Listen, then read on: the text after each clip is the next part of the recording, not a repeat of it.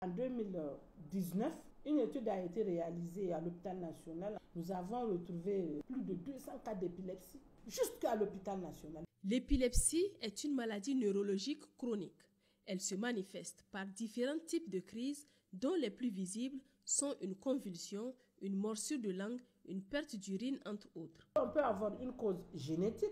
Vous savez qu'on a beaucoup de mariages consanguins. Il y a les causes vasculaires, il y a les causes tumorales. On peut avoir une cause infectieuse. Les infections cérébrales, il y a les germes qui attaquent plus le cerveau et le paludisme. L'épilepsie est plus fréquente chez les enfants selon les neurologues. Les infections vraiment constituent une cause capitale d'épilepsie dans notre pays, surtout chez les enfants.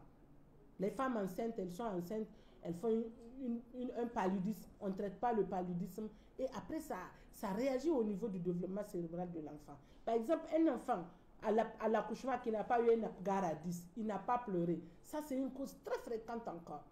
Parce que soit sa maman n'a pas fait ses consultations prénatales, les consultations n'ont pas été réalisées, les infections au cours de la grossesse n'ont pas été traitées, ou bien la souffrance au cours de l'accouchement. Conséquence, les personnes souffrant de crises épileptiques sont le plus souvent stigmatisées. Quelqu'un qui fait des crises épileptiques, vous imaginez ce qu'il va vivre dans la société? Il est possédé, alors que ce n'est pas ça.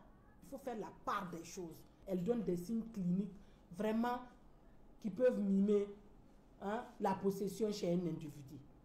Par exemple, un patient, c'est le bras seulement qui bouge et c'est là où même les gens pensent que c'est une possession. Parce qu'il ne va pas faire la crise, tomber, faire une perte de connaissance. C'est juste la main qui bouge. Si c'est au niveau du membre inférieur, c'est là où le membre inférieur est représenté dans le cerveau seulement. Jusqu'à de la crise partielle simple à la crise partielle complexe, là où on va aller dans les hallucinations. Témoignage avec le père d'une patiente. Tout a commencé à son bas âge, vers l'âge de 8 ans. Elle avait eu des crises de convulsions, on pensait à un palud neuro. Mais lorsqu'on était parti, j'étais à Zender, il n'y avait pas les moyens, on avait un peu traité. Quand je suis venu ici, après les examens, on a détecté un début d'épilepsie. La dérégulation fonctionnelle, elle oublie beaucoup, elle ne sait plus écrire. Même la parole, de fois, elle le perd. Maintenant, nous sommes avec un nouveau produit qu'on prend. Donc, les crises sont un peu réduites.